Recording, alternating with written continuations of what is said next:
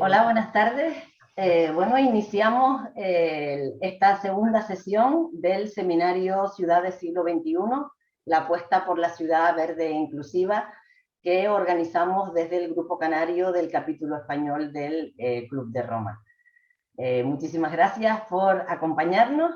Bueno, este es un seminario que se inició el pasado mes de febrero con su primera sesión, una sesión en la que tuvimos una ponencia introductoria y a continuación las aportaciones de Inés Sánchez de Madariaga y de Flora Pescador Monagas. Para aquellas personas que puedan estar interesadas y que no pudieron asistir a la sesión, pueden acceder a esas ponencias a través del canal de YouTube. En esta tarde vamos a continuar con una segunda sesión.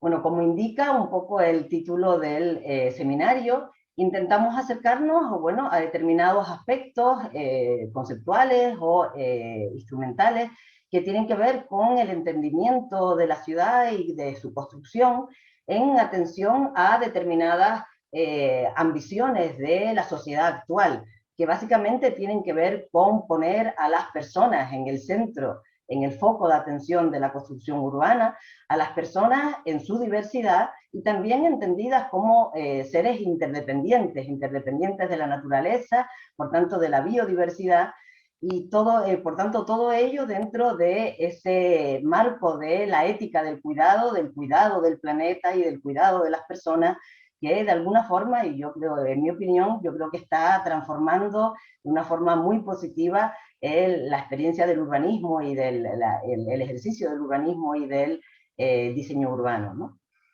En esta tarde, en esta segunda sesión, vamos a intentar, bueno, se van a presentar 3 ponencias que van a tener tal vez un carácter algo más práctico, en el sentido de que se van a referir a determinadas propuestas o experiencias recientes.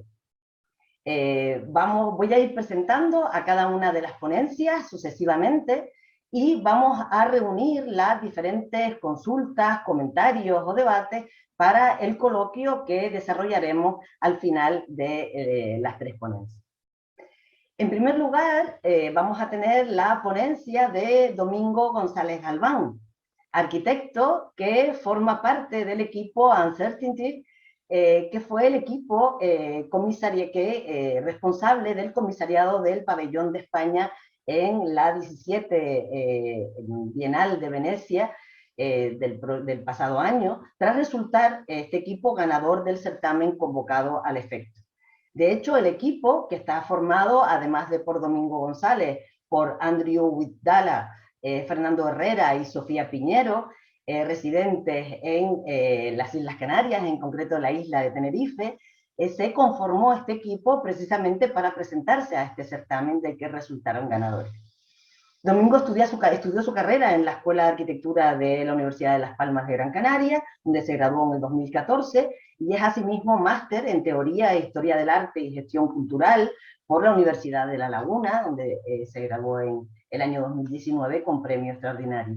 Su ejercicio profesional combina la colaboración en diversas oficinas de arquitectura de Tenerife con diversas actividades y colaboraciones con las universidades públicas canarias.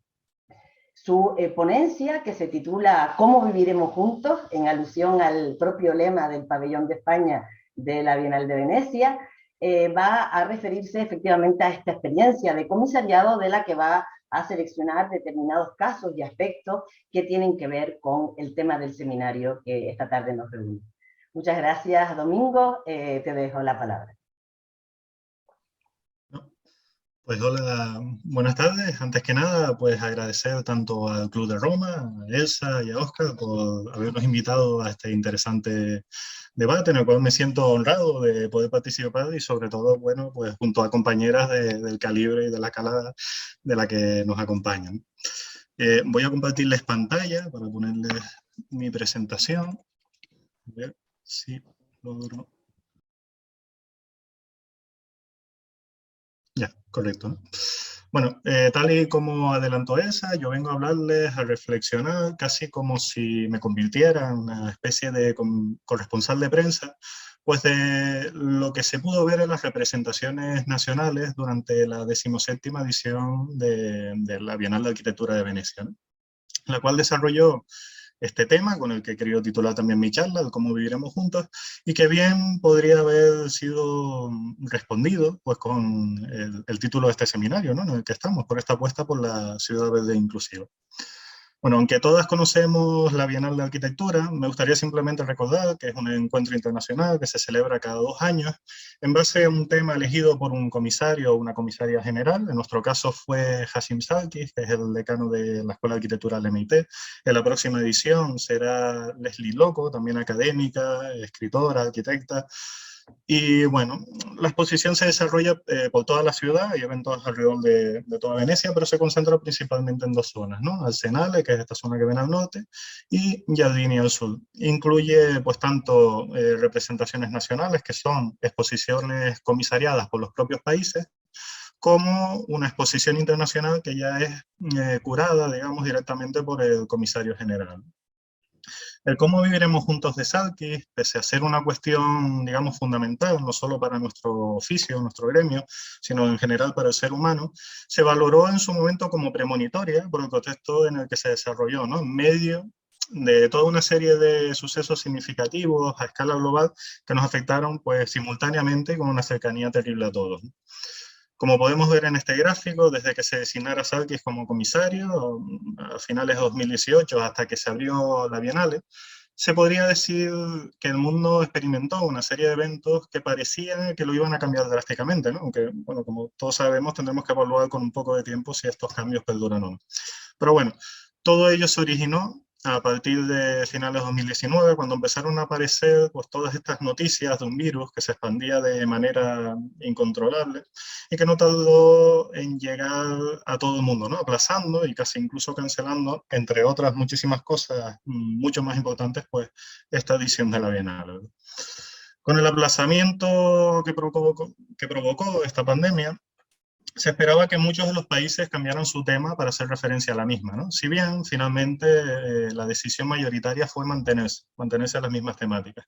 En conversaciones con comisarios de otros países y a la vista de lo que se expuso, tanto en los pabellones nacionales como en la exposición internacional, quedaba bastante claro que lo que había provocado la pandemia fue poner el foco mayoritario sobre una serie de temas y problemáticas sobre los que la arquitectura ya llevaba muchos años reflexionando y debatiendo, ¿no?, y que en su mayoría pues, nos devolvían tanto a la pregunta original de Salkis como incluso al título de este seminario. Como podemos observar en esta gráfica, de los 62 países participantes, al menos 40 hablaron en mayor o menor medida de temas relacionados con lo verde y lo inclusivo.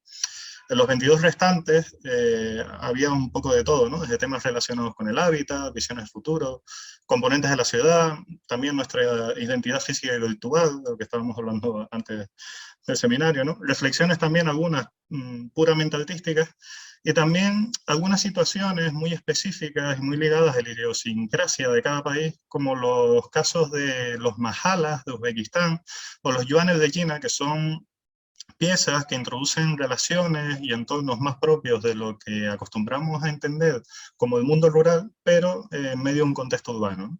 Algo que de alguna manera también se nombraba en otros pabellones de Bienales, por ejemplo el de Polonia con su Traveling Paradise, o fuera de ella, más o menos en la misma época, Koolhaas con su Countryside the Future en el Guggenheim, ¿no?, en Nueva York. También, antes de meternos ya directamente a nombrar algunas de las propuestas, me parece interesante enseñarles esta otra gráfica que muestra un poco la proporción que se pudo observar en esta edición de la Bienal entre los 2 tipos de contenidos que usualmente se dan en las exposiciones nacionales, ¿no? Tenemos un 77% de pabellones cuyos contenidos eran exclusivamente la investigación propia del equipo de comisariado, frente a un 23% que hacía lo que podemos denominar un showroom nacional, es decir, una recopilación de obras de arquitectura de cada país en correspondencia al tema de cada pabellón. De este último caso, de showroom, el más directo, el más claro, fue el caso del pabellón de Bélgica con su Composite Presence, que reflexionaba sobre cómo la arquitectura influye en diversas capas de la ciudad, representando para ello pues, una urbe belga ficticia que se montaba con maquetas de 50 proyectos de 45 estudios de su país, ¿no? También dentro de este grupo, y siguiendo una tradición que viene desde hace años ya ligada, que el pabellón de España está sujeto a ser pues, una de las representaciones en el extranjero de este programa de Marca España, pues se encontraría el caso de nuestro pabellón, que tenía pues 34 obras seleccionadas más 460 obras expuestas en su nube central, ¿no? Pero bueno, en ese entraremos un poquito más adelante. Esta proporción entre los dos tipos, investigación o showroom, nos muestra una tendencia al alza de los pabellones que sirven de escaparate directo de la investigación propia de su comisariado. Algunas de ellas incluso con muchos años de trabajo, ¿no? Como es el caso de los 3 galardonados. El León de Oro de Emiratos Árabes con Wetland, que iría dentro de este grupo que podríamos clasificar más de temas sobre lo verde. La mención de Filipinas con Structures of Mutual Support, que entraría dentro de los proyectos sobre inclusividad. Y Rusia con Open, que iría claramente, como pueden ver en la imagen, en el grupo Otros, ¿no? Como curiosidad, y sin duda provocada por el tema de la Bienal, y que de alguna forma también nos habla de lo multicultural, tenemos que nombrar que los comisarios de los 3 equipos galardonados no eran nativos del país que representaban. Emiratos fue comisariado por un japonés y un libanés, Filipinas por un noruego y un nepalo-filipino, y Rusia por un italiano. Y bueno, entrando ya en detalle, vamos a comenzar viendo algunos ejemplos de las reflexiones más verdes de las representaciones nacionales y cuál era su propuesta para este vivir juntos, ¿no? Empezando por Dinamarca, con su Connectedness, nos encontramos con una reflexión en torno a los ciclos del agua que nos mostraba que el ser humano es parte de un ecosistema mayor en el que este elemento, el agua, es un aspecto fundamental que nos conecta a todos, ¿no?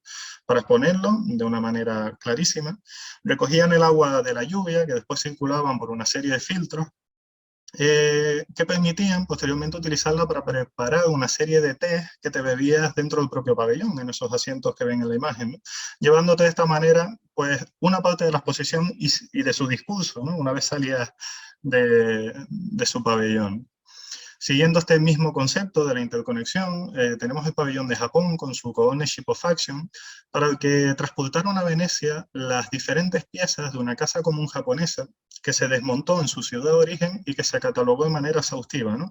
Incluyendo fichas con el lugar de origen y la fecha de creación de cada una de sus partes, que estaban representadas pues, en una serie de pegatinas que pueden ver en los distintos pues, trozos de madera de la imagen. Con esto, intentaban demostrar que nuestras acciones no son solo nuestras, sino que son el resultado de incontables acciones que nacen de nuestra relación, tanto los unos como con los otros, como con el medio que nos rodea, ¿no? Una vez en Venecia, todas y cada una de las piezas podían ser reutilizadas durante una serie de talleres participativos para generar nuevos objetos, sobre todo mobiliario, ¿no? Hacían sillas, mesas, estanterías, etcétera, que después se vendían o incluso se regalaban en la Bienal. Finalmente, en noviembre, cuando se cerró el pabellón, los restos que quedaron se trasladaron a Noruega para ser aprovechados en la construcción de un programa de viviendas sociales, ¿no? Convirtiéndose de esta manera en uno de los pocos pabellones que consiguió un porcentaje de residuos casi cero. También en esta misma categoría de proyectos enfocados hacia lo verde, uno de los pabellones más reconocidos fue el de Irlanda, con Entanglement, donde se hablaba de los centros de datos, que son una nueva pieza urbana que va poblando de manera extensiva su territorio, afectando de manera bastante grande a los ecosistemas en los que se implantan, no solo porque son unas piezas que arrojan un nivel de calor exagerado, sino porque también son el destino final del 31% de la demanda eléctrica de su país. Para simbolizarlo, montaron en su espacio esta suerte de pira tecnológica, ¿no? Una torre llena de aparatos de medida y monitores que reproducían incesantemente datos, imágenes térmicas de los visitantes y un ruido bastante infernal que, aparte de producir pues, una ternura terrible por el personal de la sala, te transportaba, digamos, directamente al interior de uno de estos grandes centros, ¿no? Su reflexión giraba también en torno a que lo digital tiene una carga material y un efecto sobre lo que nos rodea, aunque muchas veces no seamos conscientes de ello, ¿no? Sin duda una crítica con la que podemos empezar a plantearnos las consecuencias de, por ejemplo, de las grandes burbujas de especulación digitales, como son los Bitcoin y sus derivados, que tantos problemas están dando para el medio ambiente por sus necesidades inmensas de energía. En este mismo grupo hay que nombrar el que quizás fuera el mejor valorado de los eventos colaterales, el Pabellón de Cataluña, con su proyecto El Área Aire, que era una preciosa intervención que llamaba a considerar el aire como parte fundamental del diseño urbano, ¿no? Presentando para ello pues, esta experiencia inmersiva que ilustraba su discurso con mapas sobre la contaminación del aire realizados por el estudio 300.000 kilómetros por segundo, y también con unos terroríficos filtros de aire cargados de residuos recogidos tras permanecer un determinado número de horas expuestos a ciertas zonas de Cataluña, ¿no? Y nada, bueno, finalizando este grupo, tenemos la propuesta galardonada con el León de Oro, Wetland, de Emiratos Árabes Unidos, en la que sus comisarios, inspirados por los SAPCA, que son grandes extensiones salinas de su país, nos proponen la sustitución del cemento en los hormigones por sal, ya que el cemento es una materia que, como sabemos, produce el 8% de las emisiones mundiales de dióxido de carbono. Pero bueno, como sabemos, tampoco se puede sustituir por cualquier sal, porque la extracción de sales naturales del suelo no es sostenible para el medio ambiente.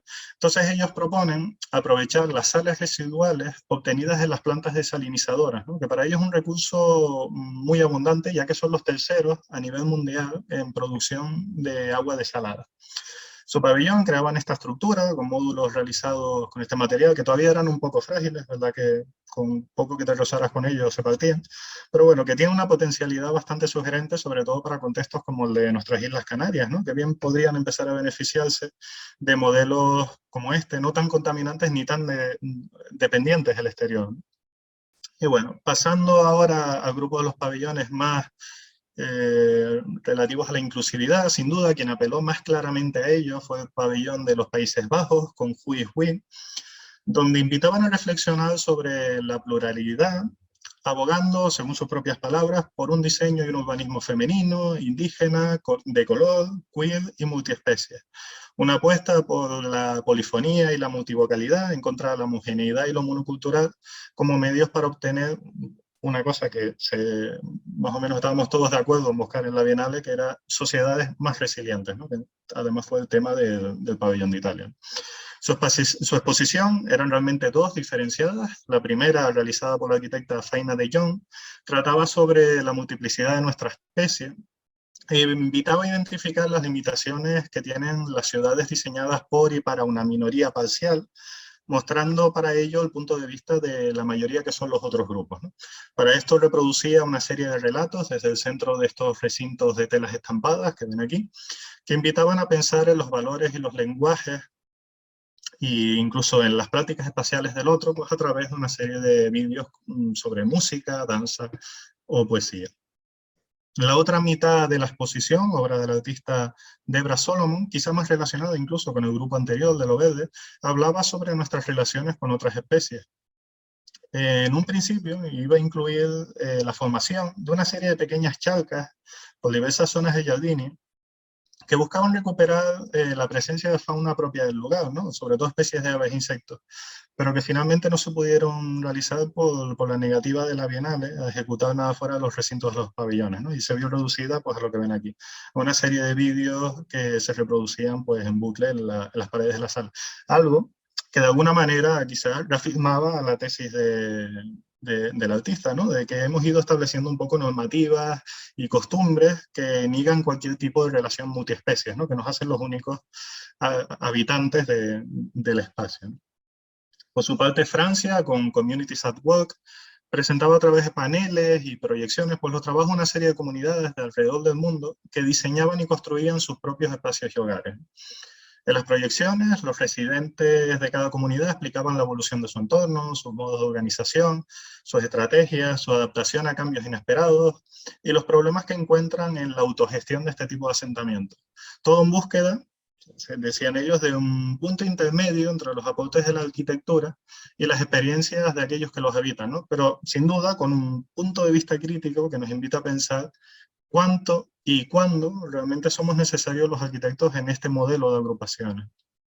Y bueno, para finalizar este segundo grupo sobre proyectos de inclusividad, tenemos que nombrar a Filipinas, no solo porque lograron una mención especial, sino por ser quizás la propuesta que mejor supo aprovechar la Bienal para realizar algo que realmente tuviera un impacto palpable sobre una comunidad, ¿no?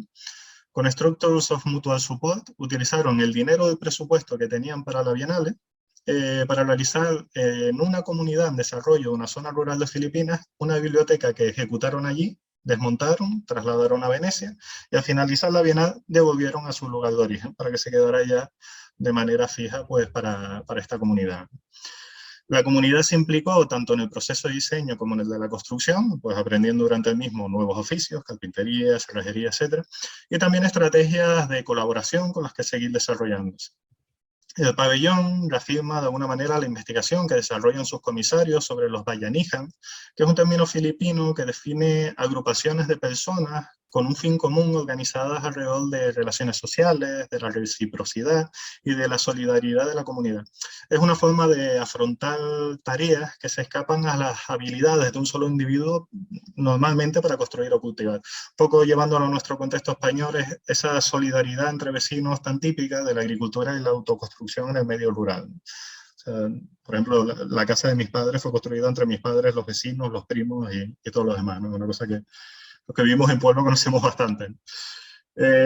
Bueno, finalmente, de las propuestas que hemos clasificado como otros, sin querer dejar ninguna fuera, pero también estamos limitados por el tiempo, es indispensable hablar de Austria, con su Plattform Austria, que es quizás la que yo creo que fue la más interesante, que es una reflexión sobre el urbanismo de plataformas, es decir, digamos, el desplazamiento que hemos sufrido arquitectos, urbanistas, políticos, ciudadanos en general, del desarrollo de nuestros hábitats ante la llegada masiva de aplicaciones y plataformas online que van transformando nuestro espacio, interacciones urbanas, siguiendo únicamente su propio beneficio, ¿no? Y se van convirtiendo además poco a poco en poderes de escala global.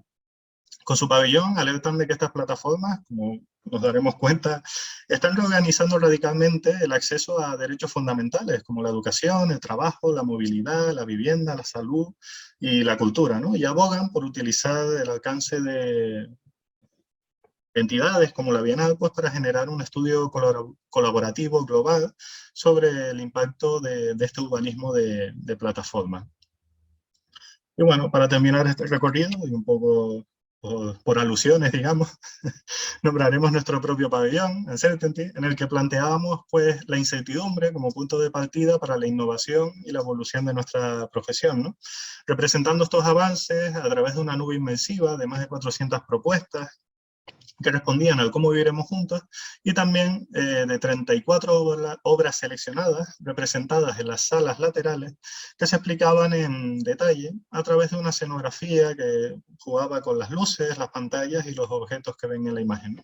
Y que permitían pues, generar todo un mapa complejo de conexiones entre las distintas propuestas y los aspectos de nuestra sociedad sobre los que trabajaban, ¿no? Que circulaban siempre, de todas maneras, alrededor de esta arquitectura más verde o más inclusiva. El pabellón buscaba mostrar un catálogo de arquitectura que fuera más allá del volumen construido, con obras de arquitectas y arquitectos de nuestro país que se alejaran del ego, de la especulación urbanística y de los mercados inmobiliarios, ¿no? Y que persiguieran un impacto social positivo, utilizando las herramientas y estrategias de la profesión de manera creativa para hacer frente a problemas de la convivencia, no solo entre seres humanos, como hemos visto, sino también con el medio. Y bueno, después de todo este viaje, ¿no?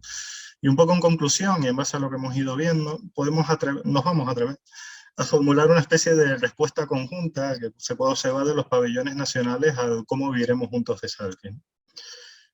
Viviremos juntos siendo conscientes de que somos parte de un ecosistema mayor, a través del cual estamos íntimamente conectados con todo lo que nos rodea y en el que la apuesta por la calidad tanto del aire como la del agua son una de las bases fundamentales de cualquier diseño.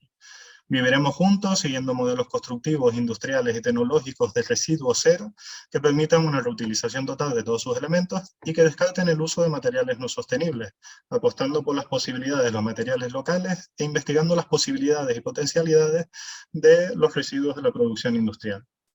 Viviremos juntos reconquistando la hiperrealidad en la que nos sumergimos a través de Internet diariamente y entendiendo la responsabilidad de nuestra presencia digital y sus implicaciones sociales y ecológicas a nivel global. Viviremos juntos en espacios diseñados y construidos de manera colaborativa y solidaria que tendrán en cuenta la pluralidad, la polifonía y la multivocalidad de todos los actores que lo pueblan, incluyendo aquellos que no forman parte de nuestra especie. Viviremos juntos siendo resilientes, y utilizando de manera creativa nuestras herramientas, conocimientos y estrategias para adaptarnos a cualquier problema inesperado en nuestro futuro. En definitiva, podemos asegurar que la visión internacional para el futuro de nuestra convivencia se encuentra un poco en esta apuesta, quizá ya no necesariamente por una ciudad, eso tendremos que verlo, pero seguro que sí por un entorno más verde e inclusivo. Nada más. Muchas gracias.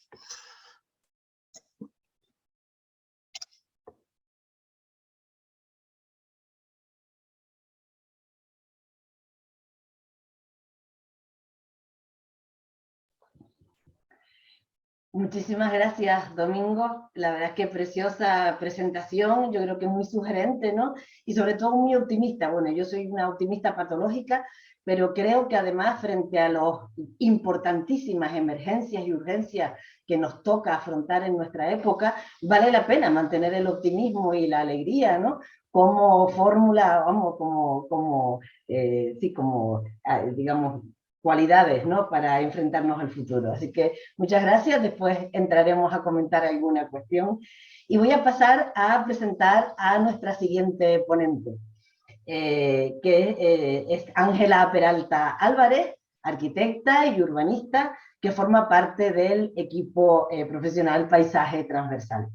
Ángela tiene, como digo, especialización en urbanismo, planeamiento y medio ambiente por la Escuela de Arquitectura de Madrid y asimismo formación en urbanismo de género. En su experiencia en múltiples propuestas de desarrollo y diseño urbano destacan procesos de participación ciudadana, así como proyectos sobre vivienda y en particular en países en desarrollo como México, Senegal o la India. En el equipo Paisaje Transversal es, en mi opinión, uno de los equipos más refrescantes y sugerentes de la escena actual del urbanismo, yo creo que en nuestro país e internacionalmente. En este momento, tanto sus propuestas como su propia web y su blog son referencia en muchísimos debates y foros especializados y en los ámbitos docentes y de investigación. De hecho, muestra de ello son los múltiples premios que han recibido, el de la excelencia en la economía social madrileña, el premio Eurocity Award en 2019, o el premio de urbanismo 2020 del Consejo Superior del Colegio de Arquitectos de España, por su revisión de las directrices de ordenación territorial de Euskadi, por citar solo algunos y no extenderme en este tema. Por tanto, es un placer contar esta tarde con Ángela Peralta, bueno, por sus propias cualidades y en representación de este equipo, que va a presentar su ponencia Escuchar para transformar, experiencias de co-creación urbana, en la que se va a referir a algunos casos de esta propia experiencia profesional. Cuando quieras, Ángela.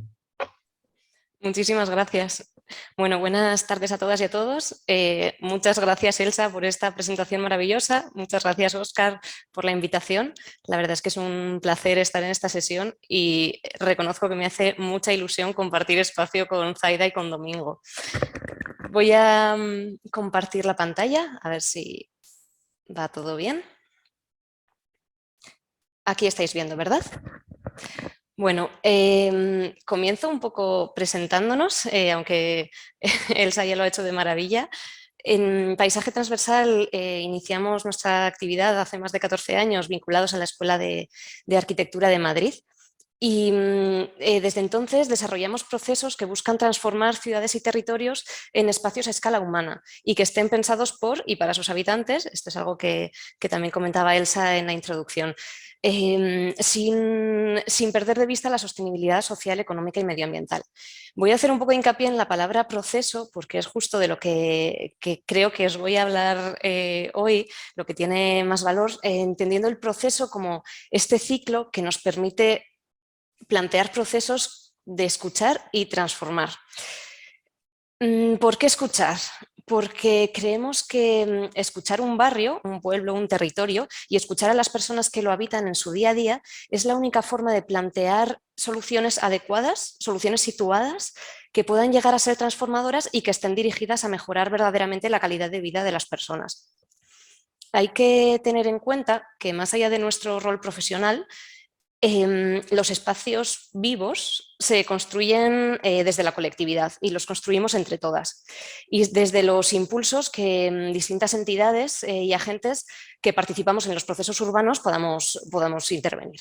Estoy pensando, por ejemplo, en instituciones, en entidades sociales, económicas, asociaciones, equipamientos, vecinas y vecinos. Por tanto, entender los vínculos, las relaciones, los conflictos y dar voz a las distintas perspectivas y subjetividades es imprescindible. En esta rueda de escuchar para transformar, en el escuchar incluimos también medir, porque hablamos de prestar atención, cuantificar, analizar cuestiones y aspectos que van más allá de las personas, que también aquí Domingo hacía hincapié. Todas estas relaciones con el medio natural, con el entorno, con la biodiversidad, que son las que permiten que podamos habitar los espacios. Y cuando hablamos de escuchar, hablamos también de prestar atención a lo que vemos, pero también a lo que está ahí y no estamos incorporando, ¿no? Escuchar las perspectivas, las voces que podemos estar dejándonos y a las que hay que prestar atención. Las ciudades y los territorios son una maraña compleja, esto ya lo sabemos, de relaciones y afectos, y no hay forma de aproximarnos a ella y a la enorme diversidad que la caracteriza si no es acercándonos a la experiencia vivencial. Y no hablamos solo de una experiencia individual, sino también de una experiencia colectiva compleja, y esto es lo más complicado. Vuelvo a la rueda, hablamos de medir, de desarrollar una serie de acciones participativas, de trabajar con toda esta información para lograr proponer soluciones y llevar a la práctica, que esto es a lo que pasamos a continuación, propuestas que se hagan transformadoras. Para conseguirlo, hemos ido desarrollando a lo largo de los años una serie de herramientas que nos permiten pensar y plantear procesos colaborativos. Hablamos de participación ciudadana, pero también de una participación que puede tocar a las propias instituciones, trabajando de forma interdepartamental, muchas veces imprescindible, o a distintas entidades, como os comentaba antes, entidades sociales, económicas, todo la amalgama de trabajar con todo el amalgama de agentes que son los que intervienen en los procesos urbanos. Y es importante enfatizar que el eje de atención a la diversidad de perspectivas, de ideas, la diversidad de miradas, de matices, tiene que estar presente en todas las partes del proceso, desde las fases de análisis hasta las fases de implementación, de desarrollo o de evaluación siguientes. El aprendizaje que nos dejan los feminismos aplicados al urbanismo nos resulta imprescindible y muy interesante, ya que nos empujan a repensar desde una perspectiva crítica y sensible tanto los espacios en los que vivimos como las políticas urbanas y los procesos a través de los cuales diseñamos esos espacios. Y esto es importante porque no se trata solo de incorporar voces diversas, sino que se trata de estar preparados para que estas voces modifiquen tanto el proceso como el resultado. Esto que cuento así y suena muy bonito es realmente difícil, nos chocamos contra ello día tras día. Y a veces lo conseguimos y otras, pues como os podéis imaginar, no tanto. Como tenemos poquito tiempo, voy a enfocarme en unos casos prácticos que abordan la escala del espacio público, pero esta metodología o esta puesta en práctica la estamos aplicando tanto a escalas barriales como a escalas municipales o incluso territoriales. A la hora de trabajar con el espacio público, una de las metodologías que nos están ayudando porque nos permiten generar una narrativa sencilla y muy comprensible y trabajar con ella desde distintos actores es esta que llamamos la triple dimensión del espacio público.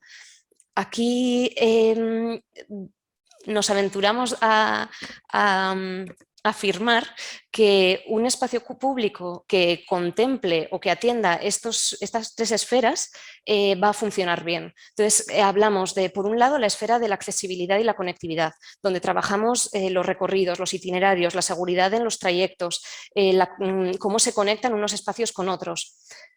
En segundo lugar, la esfera del confort, la naturalización, la atención, como decíamos antes, a todo lo que va más allá de lo humano y que es imprescindible. Y aquí trabajamos porque el diseño urbano se adapte a todas las necesidades climáticas, ecológicas, medioambientales, a la vez que integramos criterios paisajísticos o del imaginario y la identidad cultural. Y por último, una esfera de los usos y la gestión donde tratamos de resolver la convivencia, la diversidad de usos, la diversidad de relaciones y tratar tanto el espacio en sí mismo como las herramientas de gestión que pueden permitir que en un espacio sucedan cosas, que un espacio esté vivo. Y sin dar muchas más vueltas, paso a contaros el PAM, que es un proyecto que desarrollamos, que comenzamos en 2018. PAM son las siglas de Plan de Actuaciones de Mejora del Espacio Público. Nos vamos a Maraberri, un barrio de San Sebastián, un barrio principalmente residencial donde viven casi 35.000 habitantes, que cuenta con una estructura urbana muy condicionada por distintas barreras naturales e infraestructurales que lo atraviesan. Y lo fragmentan sobre todo el espacio público en zonas poco conectadas entre sí. El resultado es una red de espacios públicos bastante numerosa, pero que se perciben como insuficientes, degradados, inactivos y poco identitarios. Comienza este proyecto con una reflexión sobre el valor social del espacio público. Al final, el espacio público es uno de los lugares, uno de los elementos del urbanismo donde más evidente se hace la construcción de ciudades democráticas, habitables o inclusivas.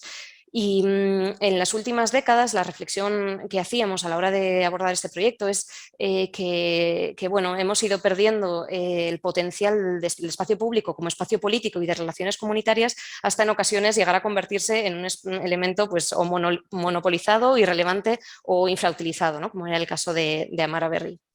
Con estas reflexiones surge este proyecto que realizamos muy de la mano de la Asociación de Vecinos del barrio de Amara-Berri, impulsado por el Ayuntamiento de Donostia, y colaboramos también con distintas entidades, como os comentaba antes, que han sido imprescindibles para poder plantear soluciones coherentes y complejas. El objetivo principal del proyecto, definir estrategias y actuaciones para mejorar el espacio público del barrio y potenciar su utilización. Vuelvo a enfatizar esta palabra proceso porque entender nuestro rol como urbanistas a la hora de mejorar estos barrios, que es acotado y que tiene una duración temporal, como parte de un proceso más amplio, nos da mucho margen para diseñar, para imaginar y también para confiar en los procesos de transformación. Llegamos a este proceso después de un trabajo previo tanto de las entidades sociales como del ayuntamiento, y una vez que nosotras nos hemos ido, este proceso sigue. Ahora os lo contaré mejor. Fue interesante también que a la hora de plantear la metodología procesual, tanto el ayuntamiento como por nuestra parte quisimos enfatizar 5 perspectivas principales que queríamos tener en cuenta. Son perspectivas que bueno, van implícitas en nuestra forma de hacer, pero en este caso quisimos sacarlas a relucir y también hacer una narrativa alrededor. Hablamos de la perspectiva de género, la perspectiva de las personas mayores, la perspectiva de la infancia, la diversidad funcional y cognitiva y la diversidad cultural y de las personas migrantes. Entonces, bueno, con estas 5 piezas de la parte de la diversidad del barrio fuimos realizando este proceso. Como os comentaba antes, nos enfocamos en estas 3 esferas, bueno, aquí en euskera porque es una diapositiva cogida directamente del trabajo, estas 3 esferas que nos permitían configurar o hilar este proceso. Realizamos una primera fase de observación y diagnóstico donde nos permitimos, a partir de una serie de indicadores de sostenibilidad, indicadores comparativos, cartografías, trabajo de campo, generar unas radiografías que desde un lugar cuantificable en mayor parte y técnico nos permitían evaluar la condición del espacio público de Amara-Berri. Y realizamos en paralelo y nutriendo el proceso técnico y como una intención de ida y vuelta, un proceso participativo que integraba distintos tipos de propuestas, desde entrevistas con entidades, asociaciones o colectivos del barrio que tenían una trayectoria y un trabajo previo, hasta elementos de participación a la ciudadanía en general, con encuestas a pie de calle, buzones en los comercios del barrio. Y una de las actividades que siempre nos funcionan fenomenal y que son las que más nos permiten conectar con la experiencia vivencial, realizamos un mapeo colaborativo en el que fuimos analizando in situ con las personas que viven día a día el barrio, el estado del espacio público. A partir de ahí, una de nuestras apuestas metodológicas es cómo conseguir cruzar la información cuantitativa, fruto de todos los análisis técnicos, con la participación, con la información más participativa, colectiva, y hacer que la una a la otra se apoyen, ¿no? Ninguna va a tener, por supuesto, la verdad absoluta, pero sí que creemos que en esta ida y vuelta y en estos apoyos podemos llegar a matices que nos permiten tener una visión conjunta, completa y, lo más importante, compartida del barrio.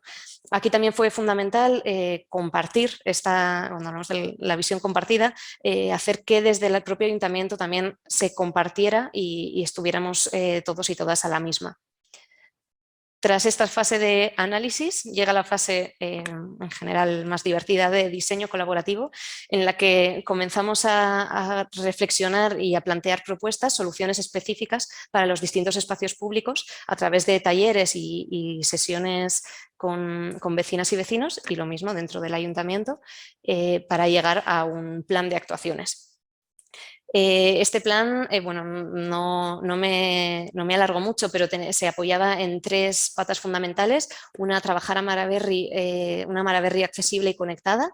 Hablábamos de espacios en red, cómo conectar y hacer que esas barreras infraestructurales no afectaran la vida en el barrio. En segundo lugar, una Maraberri diversa y activa, cómo construir la red de espacios, ¿no? En los espacios complementarios. Aquí, por ejemplo, era interesante cómo nos enfocábamos tanto porque era una reivindicación del barrio, tanto que hubiera espacios muy activos como el espacio para la calma, ¿no? ¿Dónde está el espacio público donde se puede leer en este barrio? Pues bueno, íbamos como buscando esa complementariedad de espacios y sobre todo una diversidad de espacios. Y por último, el trabajo sobre las centralidades como lugares identitarios que había que potenciar. A partir de aquí surge una estrategia con una serie de actuaciones. Creo que llegábamos a las 16 actuaciones que iban desde intervenciones físicas, transformaciones del espacio urbano con proyectos de urbanización, hasta otras cuestiones que trabajaban más la gestión, la convivencia o herramientas sociales, ¿no? Por decirlo, por separarlas. Y vamos trabajando distintas tipologías de propuestas. Hoy en día, como os comentaba, nosotras ya nos hemos desvinculado de este proyecto, pero bueno, nos alegra ver que tanto por un impulso del tejido vecinal como desde el ayuntamiento, pues se han ido implementando poco a poco propuestas y proyectos que recogía el plan. Hasta aquí uno de los proyectos, no sé qué tal voy de hora. Bien, que me da tiempo a bucear en el segundo. Este segundo proyecto que traigo, en el primero hablábamos del espacio público desde una perspectiva barrial y desde un lugar de planificación. Aquí ya nos metemos en el diseño del espacio público. Y este proyecto es un encargo del Ayuntamiento de Torrelodones para mejorar un parque, el Parque de Prado Grande, que es un parque de unas 4 hectáreas de extensión. Y una de las particularidades de este proceso, que para nosotros fue muy importante, es que desde el inicio del proceso hasta el diseño, hasta la ejecución, iba a depender un poco de nuestro encargo y queríamos articular un proceso participativo que fuera capaz de acompañar cada una de las fases del proyecto y de alguna forma hacernos responsables, ¿no? de ese acompañamiento. Voy a pasar un poco ágil estas primeras fases, que son similares a las que os contaba en el proyecto de Amaraberry de estudio técnico. Hemos seguido trabajando con estas tres esferas: accesibilidad, seguridad, naturaleza, confort y paisaje, actividad e inclusión, como tres cajitas que vamos articulando y que nos permiten ahondar en el trabajo. Y sí que me detengo un poco en el proceso participativo, porque una de las cuestiones que vimos, cuanto antes os hablaba de que hay que, bueno, que escuchar implica atender a lo que está ahí y también a lo que no está, y hay que preguntarse por qué. En este caso, por ejemplo, las personas que no encontrábamos por ningún sitio en un tejido relativamente envejecido eran las personas mayores. Entonces, esta pregunta de por qué no hay personas mayores en un parque rodeado de personas mayores ha sido uno de los elementos que más nos han acompañado. Hicimos un proceso participativo bastante amplio desde un enfoque lúdico e intergeneracional, complementando los análisis con propuestas más o percepciones más individuales, pero también sesiones más grupales compartidas. Fue importante también, por ejemplo, el trabajo con jóvenes de una FP que estaba cerquita. Y además es que la visión, por ejemplo, la visión de los jóvenes sí que fue totalmente diferente, ¿no? Como que realmente sí que es un perfil de, un perfil de población que trastoca y que te hace replantearte el cómo estás diseñando. Hicimos el cruce de información, tanto bueno, como os comentaba antes, entre lo técnico y lo ciudadano. La seguridad, por ejemplo, ahora que veo aquí esta diapositiva, fue uno de los puntos más trabajados, porque no deja de ser que un parque lleno de vida durante el día se convierte en un espacio conflictivo y que donde la percepción, tener sensación de inseguridad es bastante frecuente, y era uno de los temas que queríamos trabajar, pero a la vez la mala accesibilidad, por ejemplo, que fue la causante probablemente de la poca actividad de personas mayores, también fue una de las cuestiones que se trabajaron más en este punto. En cuanto a naturaleza y confort, lo que descubrimos fue un ámbito muy grande. Os hablaba antes de 4 hectáreas con déficits de biodiversidad y sobre todo déficits de confort térmico. Nos encontrábamos zonas de juegos infantiles en unas condiciones bastante poco adecuadas para una vida un hábitat agradable. Y en cuanto a actividad de inclusión, lo que más trabajamos fue el análisis de zonas de los barrios y de los usos complementarios. Por ejemplo, teníamos la zona de usos monopolizadores, en este caso era el patinete, se había puesto de moda y era todo lo que se hacía en un área de este parque, muy desvinculado de la zona, por ejemplo, para niñas y niños más pequeños, de forma que la conciliación era prácticamente imposible, ¿no? Como cuidar a alguien a la vez que tu otra hija, tu otro hijo juega, se hacía complicado. A raíz de este proceso salen unas primeras propuestas. Trabajamos con 3 líneas: convertir Prado Grande como en la plaza de la colonia a nivel de itinerarios, de zonas de encuentro equipadas, de actividades para todas y todos.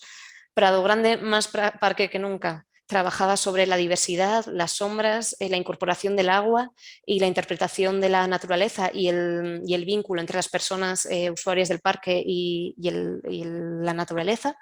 Y Prado Grande como lugar identitario e histórico, también queriendo enfatizar pues, distintos elementos del paisaje muy singulares y muy identitarios, por ejemplo aquí también para la población joven. En la definición técnica de este proyecto, bueno, un poco previo a la definición técnica, se organizaron varias sesiones de oficina abierta, un ejercicio muy interesante de diseño en el que nos colocamos casi en el parque y dibujamos, proyectamos con las personas que lo viven.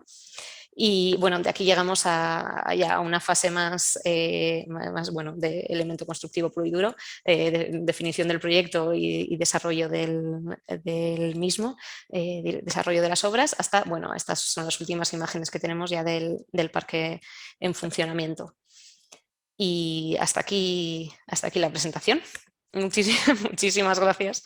Ahora hablamos y comentamos. Muy bien, preciosa Ángela, enhorabuena, la verdad, un trabajo precioso, bueno, del que yo sé que has hecho un esfuerzo enorme por en tan poquito tiempo en podernos enseñar tantos aspectos interesantes. Después charlaremos sobre el tema. Muchas gracias, de verdad. Y paso a presentar a la última ponente de nuestra sesión de esta tarde, que es Zaida Muxí Martínez, arquitecta, investigadora y docente, que es sin duda una de las más importantes referentes en la investigación y la práctica del urbanismo feminista en nuestro país e internacionalmente. Zaida es doctora arquitecta, profesora de urbanismo de la Escuela de Arquitectura de la Politécnica de Barcelona, de la que ha sido subdirectora, además de codirectora junto a Josep María Montaner del Máster Laboratorio de la Vivienda del siglo XXI. Ha tenido además de sus trabajos docentes, ha tenido responsabilidades públicas como directora de urbanismo, vivienda, medio ambiente, ecología urbana, espacio público, vía pública y civismo en Santa Coloma de Gramenet entre el 2015 y el 2019, además de haber sido asesora de diversas entidades gubernamentales en temas de vivienda y desarrollo urbano en Brasil o Argentina. Su amplísimo trabajo de investigación, urbanismo, arquitectura y género ha sido publicado y debatido en numerosos foros y publicaciones, trabajo que incluye también la práctica, en particular como participante en su momento del equipo colectivo Puntsís, de la que fue fundadora, cuyas muchísimas aportaciones de gran interés son también una constante referencia. Su libro reciente, Mujeres, Casas y Ciudades, de 2018, también traducido al inglés ahora en el 2021, es uno de los trabajos más completos y sugerentes en la propia construcción histórica del urbanismo en general, así como en la configuración de la ciudad inclusiva. Para mí, además, Zaida es una amiga y compañera, por lo que es un honor y un placer que nos acompañe esta tarde. Muchísimas gracias, Zaida, con la ponencia Prácticas Urbanas para una Ciudad Igualitaria. Muchísimas gracias, Elsa, y muchísimas gracias, Óscar, por esta invitación, y un placer estar con Ángela y Domingo. Me gusta esta mesa también intergeneracional, que no muchas veces se da, y es genial escuchar a las personas también más jóvenes, todo lo que están haciendo. Muchas felicitaciones a ambos por los trabajos que habéis presentado. Bueno, presento a... Sí, ¿no? Vale.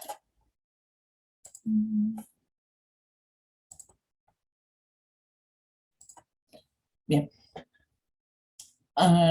Antes de empezar con las prácticas en sí, con el ejemplo práctico, necesito hacer un marco, aunque sea rápido, para saber de qué estoy hablando, a qué me refiero. A ver, ahí está. Vamos a hablar de la aplicación en perspectiva de género y el urbanismo feminista, ¿no? Que son dos ideas complementarias, no exactamente lo mismo, pero necesarias ambas.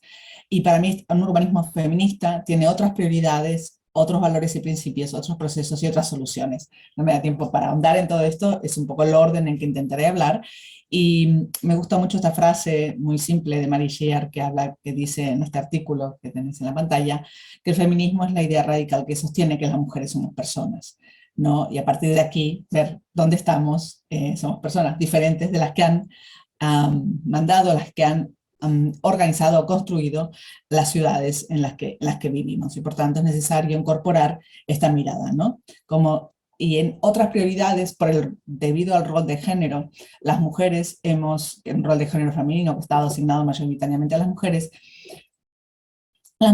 hemos usado las ciudades, el tiempo y los espacios de manera muy diferente a lo que lo hace el teórico preponderante masculino, ¿no? Y del mundo productivo. Entonces esa experiencia de los cuidados nos da otra mirada sobre la realidad, otras necesidades. Y por otro lado, el cuerpo sexuado, esa imagen de los años 50, pero podríamos ponerla de hoy también, ¿no? De este acoso, de este abuso, de esta intromisión sobre nosotras mismas y nuestros cuerpos en las ciudades, ¿no? Que tiene que ver con una cuestión más social, no tanto física, pero de alguna manera de cómo la ciudad puede acompañar o no este acceso a la igualdad o no, ¿no? Depende qué tipo de ciudad tengamos, si es dispersa, si no tiene diferentes usos, servicios, calidades, pues no podremos cuidar de manera adecuada, no podremos compaginar nuestra vida, y tampoco tendremos derecho a la ciudad porque no tiene los espacios adecuados para desarrollar nuestras vidas en igualdad.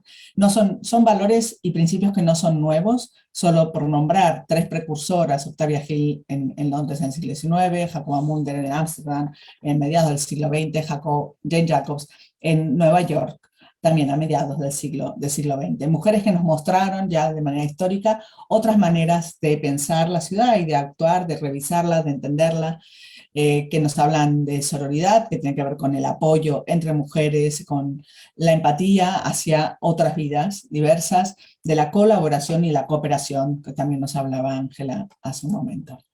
Jane Jacobs, para resumir, para mí lo que ella nos indica y que encuentro yo en su discurso, que evidentemente también es un discurso de los años 60 y que por lo tanto tiene ciertas cosas que son de ese momento y de esa ciudad, pero podemos resumir esta mirada sobre la ciudad diferente, que es desde esa experiencia de ella como mujer en la ciudad, que tiene que ver con la experiencia vivida, pensar las ciudades como sistemas complejos y que las personas son el centro de la ciudad, de verdad, no solo discursivamente, sino, y eso cómo se ve realmente en quién usa la ciudad, en los niveles de autonomía, de libertad, acceso a recursos y oportunidades laborales.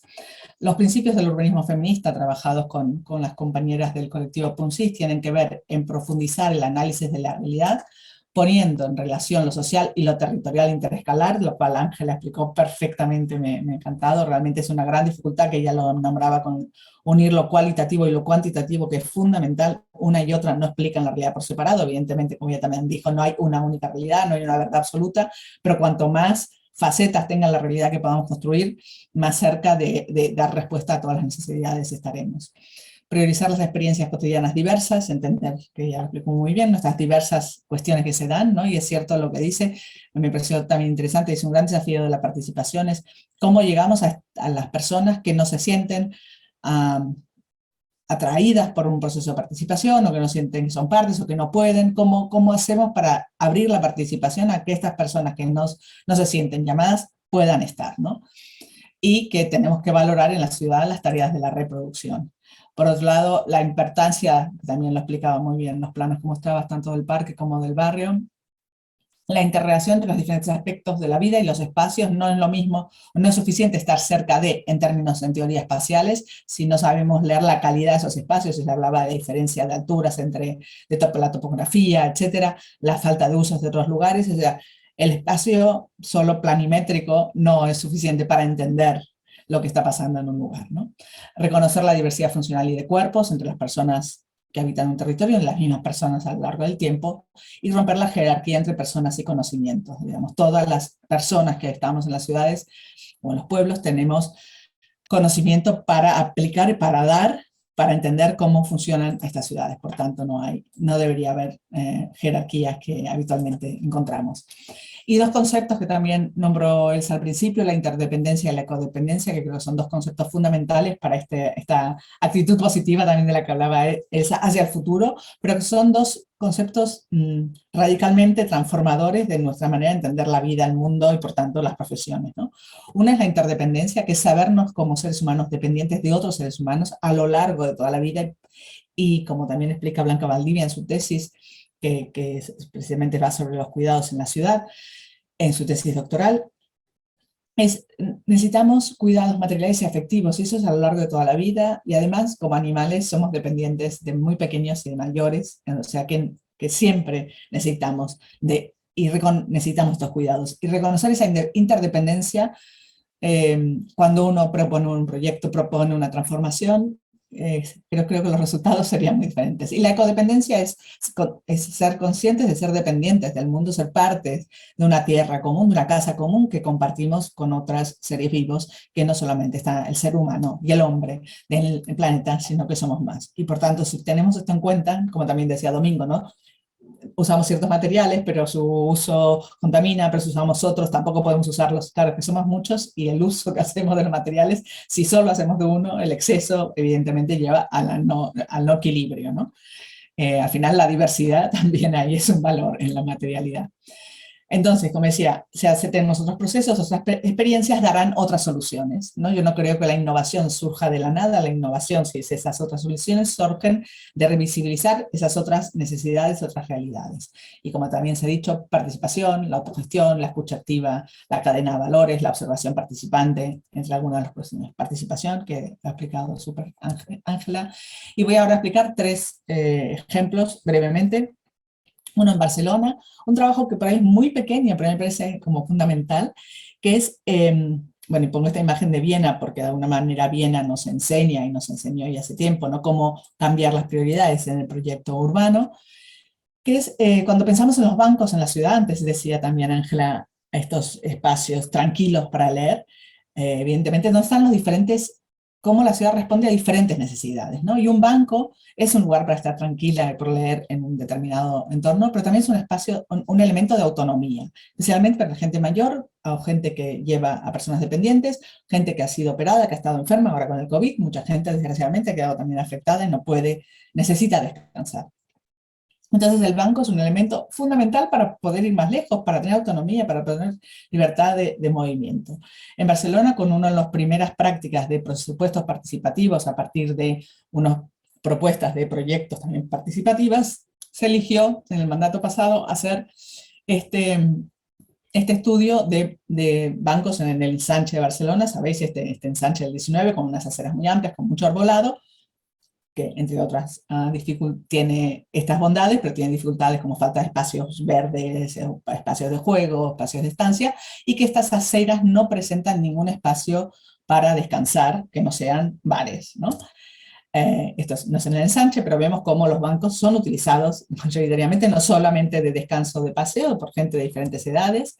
Y una de las primeras cosas interesantísimas que sale de este estudio es, sí que hay bancos en el ensanche, pero están en las líneas verdes. Precisamente las líneas verdes son los espacios de la producción y del turismo. En las calles blancas, que son las interiores, interiores se puede llamar interior en un barrio de este tipo, pero bueno, donde se desarrolla la vida cotidiana de las personas que viven en este barrio, no hay bancos. Los bancos están solo pensados para que se pueda descansar quien está de turismo, quien está trabajando, charlar por un teléfono, comer algo, tomarse una bebida. Pero no está pensado en quién habita aquí, que generalmente irá por las otras calles, ¿no? Entonces, a partir de estudiar cuáles son los sitios de afluencia de la gente mayor, los recorridos que hace, pues el grupo, el colectivo Cuponsis, llegó a una serie de recomendaciones para colocar bancos, no es que hayan hecho un proyecto de colocar los bancos, sino cómo colocarlos cuando haya la oportunidad, ¿no? Y para eso se ha hecho un trabajo de mapificación, un poco los mismos que explicaba Ángela, ¿no? De reconocimiento previo por parte del equipo, mapificación con las personas afectadas, recorridos con las personas afectadas o las personas interesadas, para terminar con una serie de fichas, ¿no? Dicen para qué necesidades, dónde ubicarlos, cómo colocarlos, qué tipo de bancos y con qué características ¿no? más económicas, ambientales.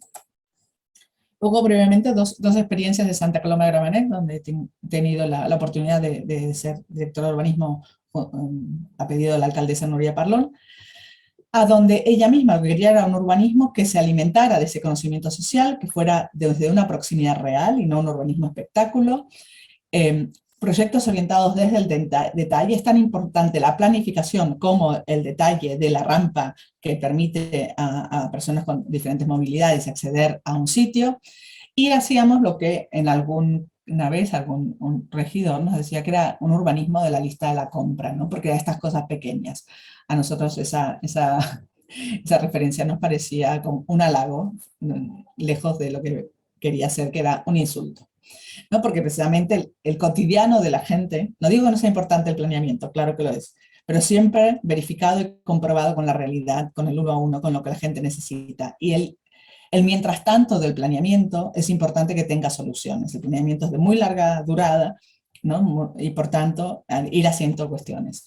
El espacio público como un espacio de diversidad, de género y de memoria, ¿no? que manda mensajes tanto físicos como legibles, ¿no? Ya sea la inclusión a través de los pasos de peatones, que no son pasos de peatones, pero estas señales afectivas con la bandera al arco iris, los semáforos que con LEDs es muy fácil de hacer, que van cambiando de 2 mujeres, 2 hombres, un hombre, una mujer, un hombre, ¿no? O sea, donde dando la oportunidad, ya había en Santa Coloma estos semáforos que eran un hombre o una mujer que alternaban, espacios, plazas dedicadas a la memoria de una escritora, y a la memoria de los lavaderos, la memoria de la guerra, el reconocimiento de las mujeres en la ciudad.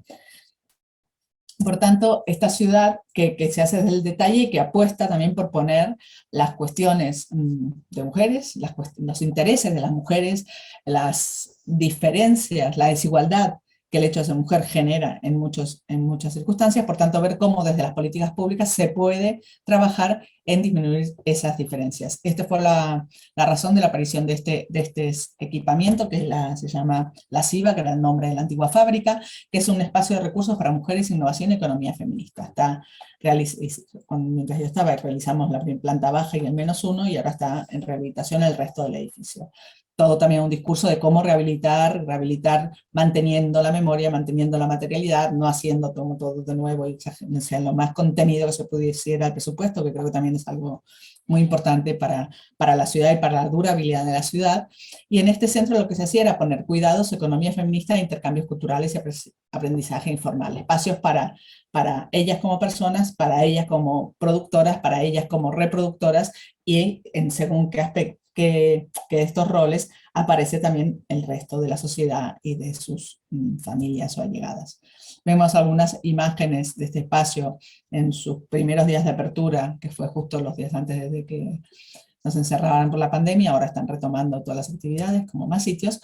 Y lo que nos parecía importante, aquí lo iréis viendo, no sé si se escucha, pero no importa, se tendría que escuchar a las golondrinas, su silbido, pero lo que es importante es cuando se hizo este edificio se tuvo en cuenta que en la fachada trasera del edificio había un montón de nidos de golondrinas. Se trabajó en la fachada trasera durante el invierno y otoño, y se sacaron sus nidos y se hicieron estos nidos falsos de cerámica para que las golondrinas volvieran pasado el otoño y la primavera, pasado el invierno, y así fue, ¿no? Digamos que tener en cuenta no solamente a los seres humanos, sino también a los otros, a las otras vidas. Y para acabar, un proyecto de co-creación y coeducación, como comentaba también Ángela, ¿no? Está la co-creación, el co-diseño.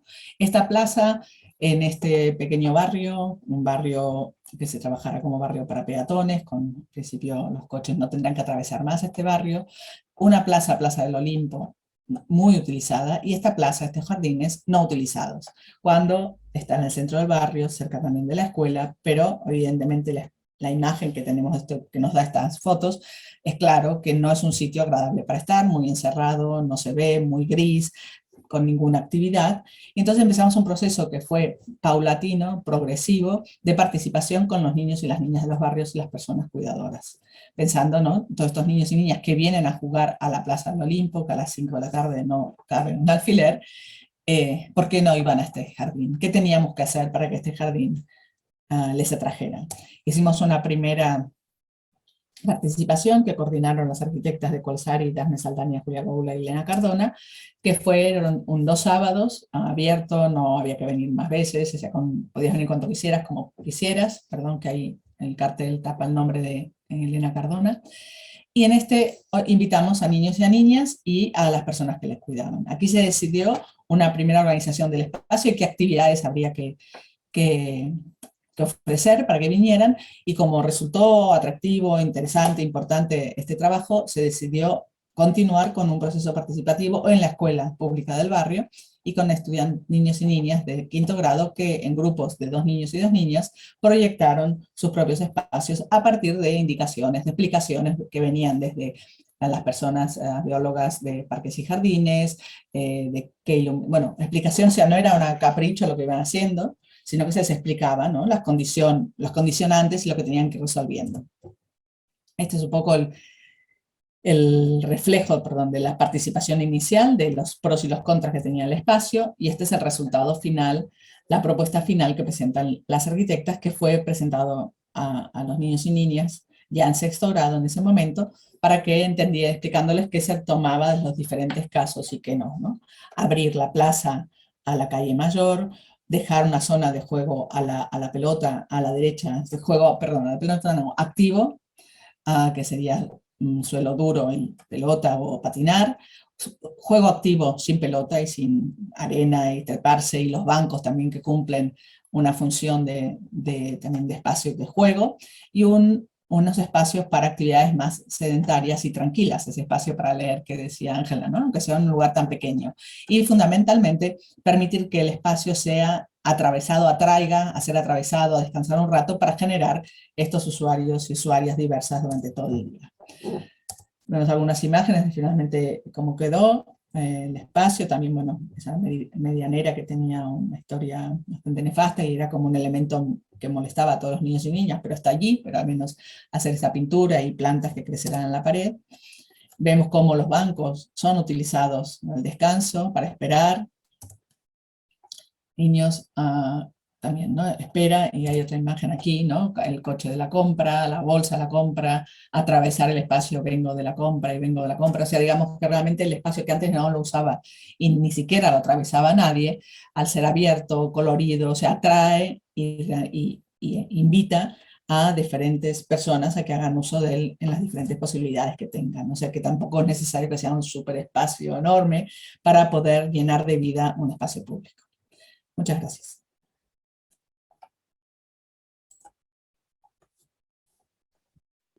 Muchísimas gracias a ti, Zaida. La verdad, preciosa la presentación. También, además, muy bien, todo el mundo muy ajustado a los plazos. Bueno, yo creo que realmente si hablábamos de optimismo, yo creo que de las cosas que es muy bonito ver es cómo además efectivamente se va llevando a la práctica, ¿verdad?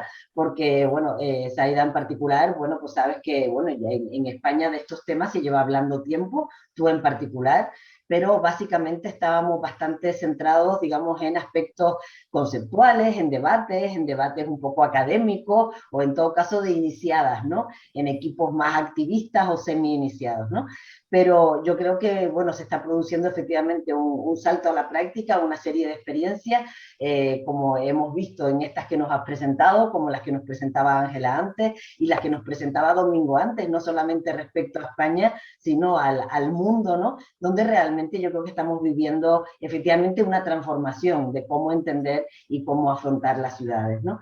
Yo en ese sentido primero voy a trasladarles una pregunta, realmente voy a unir dos preguntas de las que se han hecho por parte de las personas que nos están acompañando, que las dos tienen que ver con con los procesos de participación ciudadana, con los procesos participativos, con esta co-creación de la ciudad, a la que se han referido sobre todo Ángela y Zaida, donde nos preguntan dos cuestiones concretas. O sea, cuándo, digamos, este tipo digamos, de procesos, si realmente luego han sido evaluados en alguno de los casos, por ejemplo, en el caso del Parque de Torrelodones o en este parque, en esta plaza parque que nos contabas ahora en Santa Coloma, si han sido evaluados y cuál ha sido el resultado de esa evaluación y si se ha producido algún resultado inesperado en este tipo, digamos, de validaciones posteriores o de revisión o evaluación.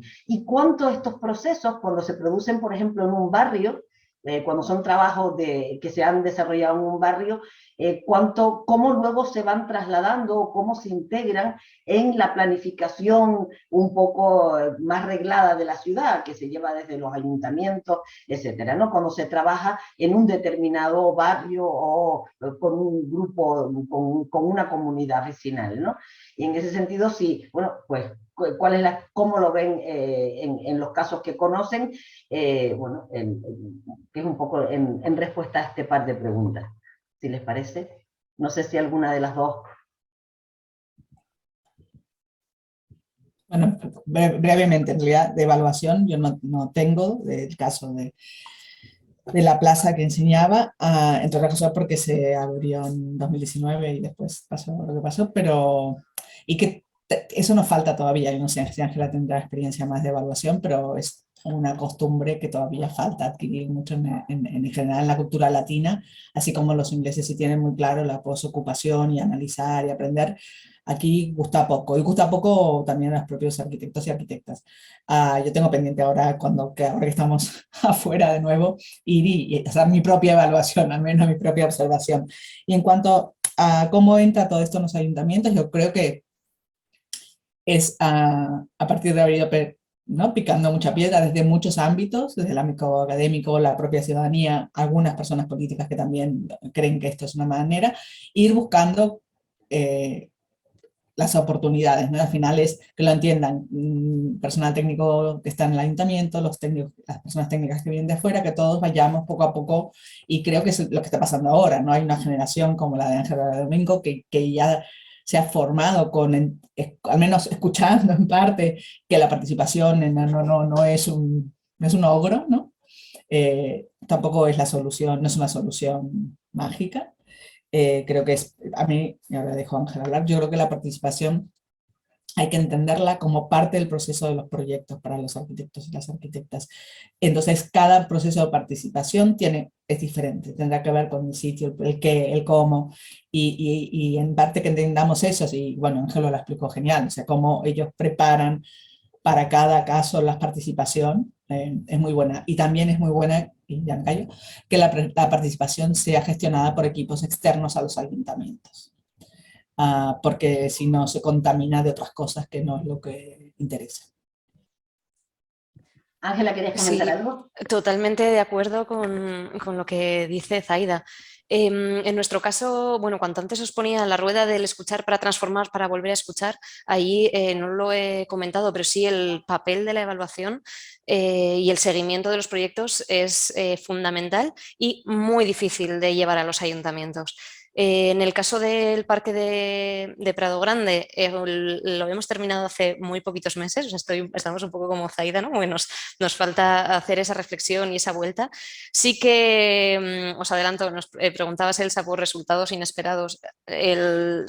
Vamos, somos muy conscientes de que sobre todo en la obra, o sea, como en la parte de la construcción, nos han venido a ver muchas sorpresas y de hecho ha sido interesante ver o valorar cómo es fundamental hacer un proceso de priorización dentro de los procesos participativos también, porque muchas veces el alcance o el marco, las cotas que tenemos son, las ponen unos condicionantes que no son, ni siquiera podemos tener en cuenta, ¿no? Como que nos pillan por sorpresa. Entonces, prever eso y hacer un ejercicio de priorización para que cuando llegan pues los problemas de presupuesto o los problemas de tiempo o aparece una pandemia, pues sepamos como por dónde empezar, ¿no? O en qué poner el foco. Entonces, bueno, sí que como resultados inesperados, la puesta en práctica siempre trae muchas sorpresas y muchos quebraderos de cabeza. Y no he terminado de responder la pregunta de la evaluación, eso en el Parque de Prado Grande no lo hemos hecho todavía. Sí que en los procesos de planificación es algo que apuntamos en todo momento y que tratamos de trabajar sobre todo en los grupos de técnicos dentro del ayuntamiento. Porque, bueno, sí que creemos que es algo que tenemos que empezar o que tenemos que incorporar y tener mucho más en cuenta. Como forma de hacer extensivo, ¿no? el proyecto de un barrio al conjunto de la planificación, sobre todo entendiendo que hay procesos que son más largos en el tiempo, para nosotras ha sido fundamental detectar dentro de los ayuntamientos los agentes clave, principalmente técnicas y técnicos municipales, que van a seguir ahí aunque haya cambios políticos. Entonces, bueno, como también ir detectando cuáles son los lugares en los que nos podemos agarrar y ir, ¿no? Como subiendo gente al barco, pero en un barco que va a largo plazo, no solo como en el proyecto en sí. Eso ha sido, yo diría que de las cuestiones más importantes, sí. Sí, no, la verdad yo creo que además de lo que cuentan, yo creo que, bueno, muchas de las veces en algunos de los debates nos dicen que parte de nuestras tareas importantes como arquitectas y urbanistas tiene que ver con hacer un poco de traducción, labor de traducción, labor de enlace, ¿no? Labor de enlace entre lo que recoges, lo que interpretas, incluso también efectivamente de búsqueda de agentes adecuados, coordinación de procesos, además de diseño, ¿no? Que muchas de las... En ese sentido sí que les quiero preguntar a las tres personas ponentes que nos acompañan esta tarde, sí que bueno, hemos hecho referencia, porque en las tres ponencias se ha hecho referencia a la complejidad de la ciudad, que es algo que yo creo que nadie en principio pone en duda, ¿no? Yo creo que, sin embargo, no se es tan consciente de esa complejidad. O sea, se dice, la ciudad es compleja, pero de las cosas que estamos hablando hoy, y bueno, y en particular de estos procesos que tienen que ver con de verdad atender a las personas y a su diversidad, con de verdad hacer co-creación, integrando la inteligencia y las aportaciones de las personas y además haciéndolas sentir partícipes, ¿no? Pues esa evaluación, todo eso significa que los procesos, el ejercicio de la construcción de la ciudad, sin duda, está siendo cada vez de mayor complejidad. En ese sentido, me gustaría preguntarles de la experiencia de cada uno y de las experiencias que conocen, bueno, las dificultades que eso tiene, en el sentido de que muchas de las veces, y en eso pues yo también conozco el caso, ¿no? Realmente aprovechas cualquier oportunidad, como decía Zaida ahora, alguien te encarga porque está sensible a un tema, pues que trabajes en un barrio y tú implementas de motu propio, el propio equipo, el proceso participativo y la reunión con las vecinas y vecinos, y hay un momento en el que no puedes, como profesional no te puedes hacer cargo de algo que realmente no tenía esa entidad. Y el tema es que las decisiones que digamos que se nos están demandando tienen detrás la entidad de un trabajo que no sé si ustedes consideran que realmente está tenido en cuenta o cuánto podemos ir poquito a poco teniéndolo en cuenta. Y un tema muy particular, incluso para Domingo, que él hacía relación, que es la utilización de las nuevas tecnologías, la buena utilización o la adecuada utilización de la buena tecnología en el sentido de manejar, del manejo de datos complejos para avanzar en determinados campos. En este tema, en estos temas, por ejemplo, con relación a la ciudad verde y a todas las variables que vale la pena conocer con detalle y utilizarlas, bueno, y por supuesto, pues también al uso de la ciudad, por ejemplo, pues también nos da hoy la tecnología digital unas posibilidades que tal vez antes no tenía, ¿no? Yo creo que sí, cada cual en lo que considera hace algún comentario, pues un poco podemos completar el debate. Yo aprovechaba también un poco en este sentido que hablas, todo esto de los datos, las aplicaciones y todo esto también de lo que hablaba el pabellón de Austria en su momento, que es verdad que estamos viendo cómo nos transforma completamente todas las relaciones del espacio urbano y demás. Y que nosotros en el pabellón teníamos alguna propuesta que hablaba de esto, o sea, de este uso del Big Data y de las grandes aplicaciones pues de cara a transformaciones urbanas, ¿no? Teníamos el proyecto este de Superbarrio que desarrolló el IAC, que era también un proyecto de participación, pero a través de como una gamificación, ¿no? Como convertirlo en un juego a través de una aplicación, que era un poco también la versión digital de lo que estábamos exponiendo nosotros de la gente de Paisaje Transversal, ¿no? Que era un juego directamente sobre tablero también. Y luego teníamos también un trabajo que iba, o sea, que acercaba, digamos, a un nivel de entendimiento más sencillo, porque a veces es que nos perdemos nosotros en nuestros términos, ¿no? Y demás, en temas de participación, nosotros observamos que siempre se intentaba buscar una suerte de pedagogía o enseñanza, ¿no? Como de acercar a un lenguaje más claro a la gente con la que vas a trabajar para que entiendan de lo que estamos hablando, ¿no? Entonces, había un proyecto que lo que hacía era traducir esos grandes datos de encuestas de problemas, de masificación, de grandes densidades de población, pues a unas maquetitas muy sencillas de impresión 3D que lo veías directamente, ¿no? Entonces, es una forma también de ir acercando a la población en general, pues todos esos problemas, ¿no? El tema de las aplicaciones, que es una cosa que estamos todo el día enganchados, al final yo creo que se tiene que aprovechar un poco también, pues, para este tema de, por lo menos de difusión y de generar interés a la gente, ¿no? En todos estos temas, esta forma de acercar a la gente al proceso participativo, ¿no? O sea, la gente está muy pendiente del Twitter, del TikTok, del Instagram, ¿no? Hacen cosas por gente que ven o que solo conocen a través de redes y muchas veces no hacen cosas por su ciudad, ¿no? O sea, están constantemente donando dinero a streamers para que se monten un equipo de fútbol para el FIFA, ¿no? Y luego en estos temas de vamos a hablar de la plaza de nuestro barrio, se apuntan la mitad, ¿no? Es como esa dualidad extraña que tenemos. Luego, yo quiero aprovechar, ya que estoy aquí, para hacer yo una pregunta. Vale, se la desarrolla un poco desde el asombro, la curiosidad, ¿no? Y también para aprender, de que en qué momento dan ustedes dos, ¿no? Tanto Ángela como Zaida, por terminado uno de estos proyectos, ¿no? Porque me da la sensación de que nunca se acaba, de que esto sigue como de manera infinita, o sea, no hay como un final de obra que tú entregas y te olvidas y te vas, ¿no? Sino es una cosa que vas a seguir viendo y te van a seguir llamando y vas a seguir viendo todos los días si vives en el barrio, ¿no? Que entiendo que en algunos casos pasan. Entonces yo lo lanzo ahí, a ver, es un poco la evaluación, pero ya a nivel personal, ¿no? ¿En qué momento dices tú, vale, hasta aquí? ¿No? Bueno, muchas gracias, Domingo. Ángela. Sí, voy yo, Zaida, y ahora ahora te dejo que termines tú. Venga, empiezo por el final. Claro, esto tiene, y uniéndolo un poco a la pregunta de si este tipo de procesos se integran bien en un encargo, ¿no?, que te puede hacer un ayuntamiento. Pues no, claro, sale por todos lados, desde luego a nivel emocional no se acaba y luego sí que hay un punto que a mí personalmente, esto, bueno, siempre cuesta un poco más hablarlo, pero sí que creo que es necesario también tenerlo en cuenta, y es que efectivamente todo esto muchas veces no tiene del presupuesto adecuado, de los tiempos adecuados. Muchos procesos participativos acaban no funcionando no por mala voluntad, sino porque no hay forma, no hay recursos temporales ni económicos, ni se le está dando el soporte y el espacio que requieren. Entonces esto lleva o a hacer procesos menos exitosos o a que las personas que estamos muy comprometidas acabemos haciendo activismo de algo que debería ser nuestra profesión, ¿no? Entonces, con pues las precariedades asociadas.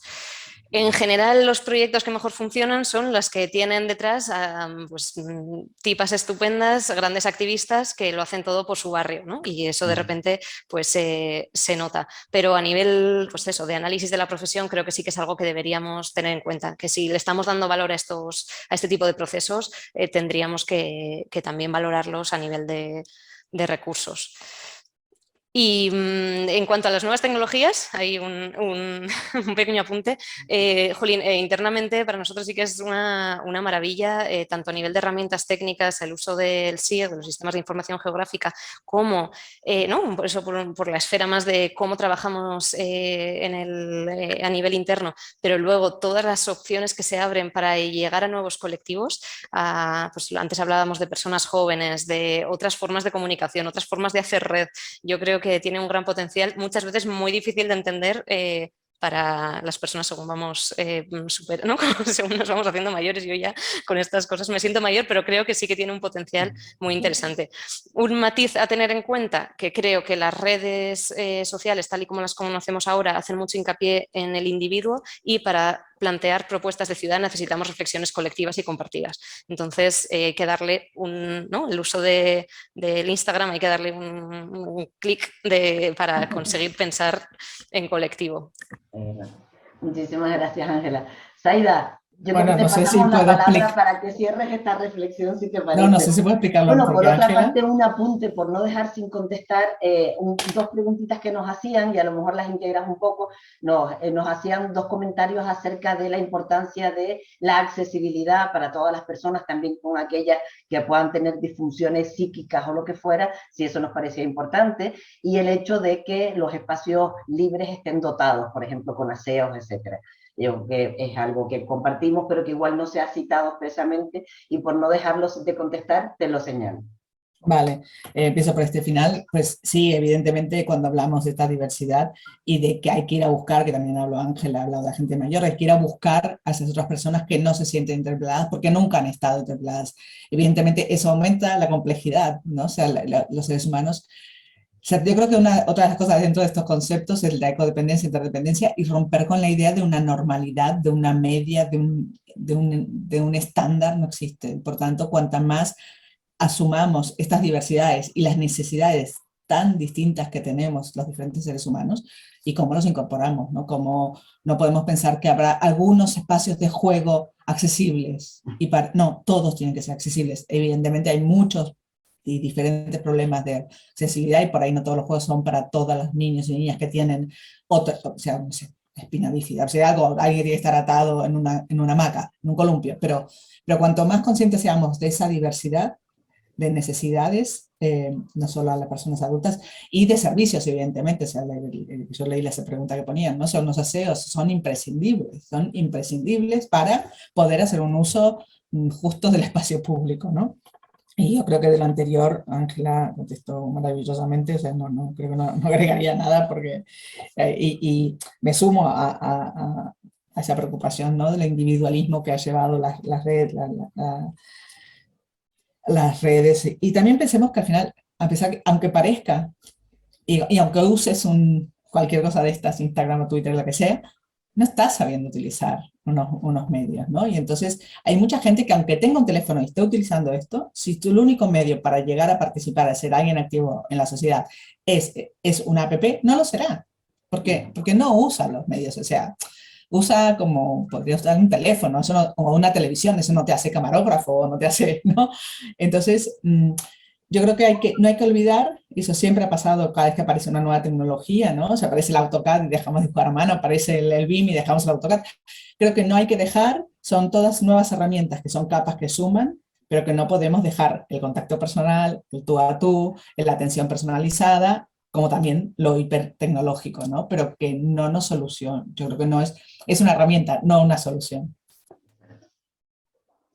Muy bien, pues yo creo que bueno que de alguna forma nos hemos referido a las preguntas del público y yo, vamos, les agradezco muchísimo. No sé si quieren plantearnos alguna otra cuestión, Óscar, que estás también llevando todo el tema, o algo, o bueno, entre ustedes algún comentario, pero si no, yo en principio cerraría la sesión y los quedamos a la espera de la siguiente, de la tercera, que esperamos que sea dentro de un par de meses. Yo quiero agradecerles muchísimo, las 3 ponencias han sido preciosas, yo creo que además abren, como digo, primero han sido sugerentes, frescas, y además nos animan, ¿no? Yo creo que estamos en un momento de verdad vibrante, yo no sé si bueno, es como lo veo, pero yo para mí creo que es verdad que la ciudad está en constante transformación, que la instrumentación está por tanto siempre en crisis, siempre, pero yo creo que esta vez está siendo realmente importante, lleva esta transformación fraguándose desde finales del siglo pasado, yo creo que es ahora cuando está estallando, ¿no?